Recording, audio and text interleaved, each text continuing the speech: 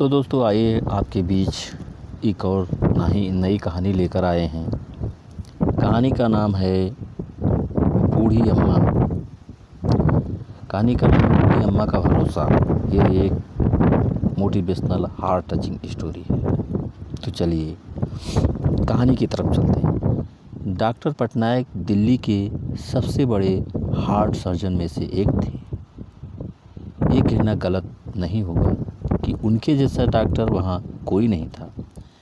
काम में सबसे अनुभवी और ज़मीनी स्तर से जुड़े हुए वे बहुत ही विनम्र इंसान थे।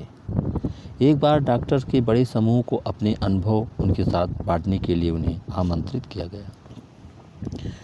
डॉक्टर पटनायक 2 वर्षों से अमेरिका में अपनी सेवाएं दे रहे थे और जब पता चला कि उन्हें दिल्ली जाकर डॉक्टर के एक बड़े ग्रुप को संबोधित करना है और इस ग्रुप को बताना है कि वो गांव से गांव तक अपनी सेवाएं कैसे पहुंचा सकते हैं, गांव के लोगों को हॉस्पिटल में कैसे जोड़ सकते हैं और गांव में हॉस्पिटल का निर्माण कर मुफ्त में अपनी सेवाएं जन जन तक कैसे पहुंचा सकते हैं। उन्हें जब इस बात का भी पता चला कि दिल्ली से कुछ दूर एक गांव में डॉक्टरों की मीटिंग रखी गई है, तब वे बहुत खुश हुए, क्योंकि डॉक्टर पटनायक दिल्ली के अलावा कई गांवों में अपनी मुफ्त सेवाएं दे चुके थे। उन्हें गांवों के लोग बहुत मानते थे। उन्होंने अपनी फ्लाइट टिकट बुक की, अपना सामान पैक किया और अगले ही दिन दिल्ली के लिए रवाना हो गए। देर शाम को उनकी फ्लाइट लैंड हुई। मौसम ने अपना रुख बदला हुआ था। आसमान से 1-2 बूंद टपकती पानी कब छोटे छोटे ओले में बदल गए पता ही नहीं चला।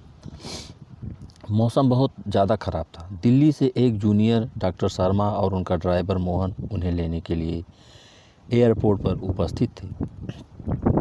अगली सुबह एक छोटे से गांव में डॉक्टर पटनायक को संबोधित करना था, इसीलिए उन्हें उसी रात ही उस गांव के लिए निकलना था। कुछ देर इंतज़ार करने के बाद भी मौसम की स्थिति वैसी ही थी। डॉक्टर शर्मा ने मोहन से पूछा, यदि आप गाड़ी चला सकें और रास्ते में किसी तरह की कोई असुविधा ना हो तो क्या हम इस मौसम में भी यहाँ से निकल सकते हैं?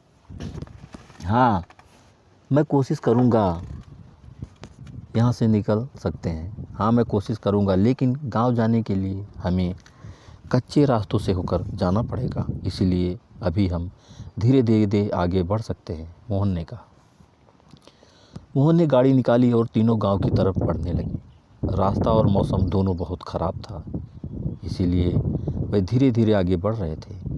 कुछ दूरी तय करने के बाद वह एक गांव से गुजर रहे थे। तब मोहन को महसूस हुआ कि उसकी गाड़ी का एक टायर पंचर हो गया। उसने गाड़ी रोकी और नीचे उतरकर बारिश में भीगते हुए उसने टायर को चेक किया। टायर पंचर था। उस गांव में बहुत अंधेरा था। मौसम ख़राब होने के कारण वहां बिजली नहीं थी, लेकिन मोहन ने देखा कि पास ही के एक घर से रोशनी आ रही थी। मोहन ने डॉक्टर पटनायक और डॉक्टर शर्मा से कहा कि सर, गाड़ी का टायर पंचर है और टायर बदलने में समय लग सकता है, इसलिए गाड़ी से उतरकर हमें पास के घर में ही अभी कुछ समय रुकना होगा, क्योंकि ऐसे बारिश में टायर बदलना भी संभव नहीं होगा। दोनों डॉक्टर्स गाड़ी से नीचे उतरे और पास के ही घर की तरफ चल दिए।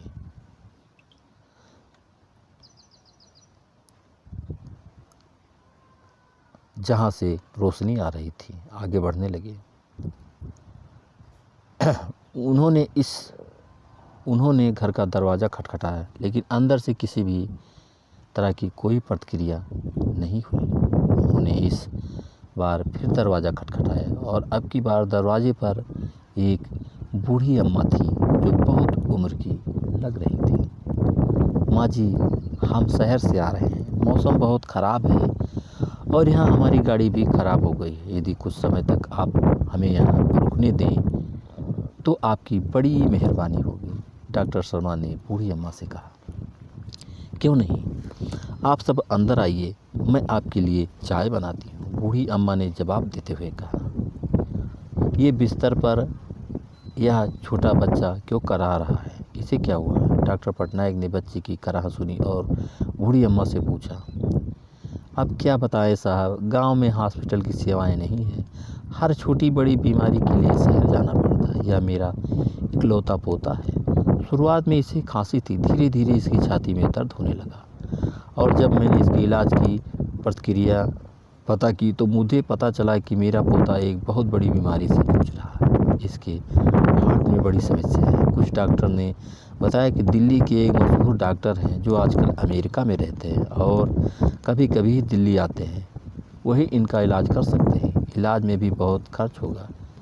मेरे पास इतने पैसे नहीं कि मैं अपने पोते का इलाज करा सकूं। गरीबी और हॉस्पिटल न होने के चलते ही मैं अपने बेटे और बहू को भी नहीं बचा सकी, वो भी बीमारी से लड़ते हुए ही चल बसे। मेरे पोते के साथ ऐसा ना हो और वो जल्दी स्वस्थ हो जाए, इसलिए मैं हर रोज़ भगवान के सामने दिए जलाए रहती हूँ ताकि भगवान मेरे इस चिराग को बुझने न दें। मैं हर रोज़ भगवान से प्रार्थना करती हूँ कि जब भी डॉक्टर पटनायक दिल्ली आए तो मुझे किसी के माध्यम से पता चल सके और मैं उनसे अपने पोते की जान बचाने।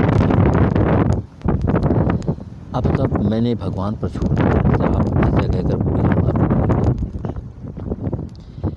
ये सब बातें जब डॉक्टर शर्मा ड्राइवर मोहन ने सुना तो उनके चेहरे पर एक अलग ही चमक दिख रही थी। डॉक्टर शर्मा बूढ़ी अम्मा के पास गए और उन्होंने उनका हाथ पकड़ते हुए कहा, माँ जी, आप जिन डॉक्टर पटनायक की बात कर रही हो वो आपके सामने खड़े हैं।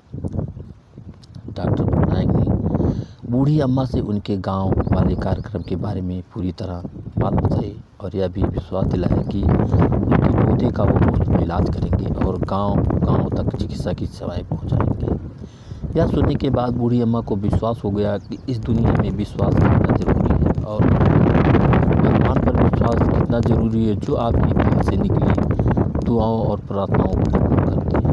अगली सुबह सभी डॉक्टर पटनायक ने संबोधित किया और उन्हें गांव में हॉस्पिटल और चिकित्सा से जोड़ने के लिए हर संभव प्रयास जो वो सब कर सकते हैं उसके लिए करें। बूढ़ी अम्मा के पोते का इलाज हुआ और वो अब स्वस्थ है।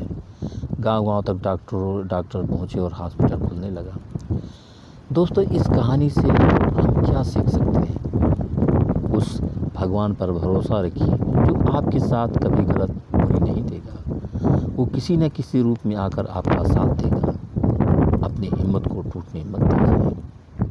तो दोस्तों, ये कहानी आपको कैसी लगी हमें कमेंट करके ज़रूर बताना और एक लाइक तो ज़रूर कर देना, क्योंकि आपके एक लाइक से दोस्तों हमें मोटिवेशन मिलता है।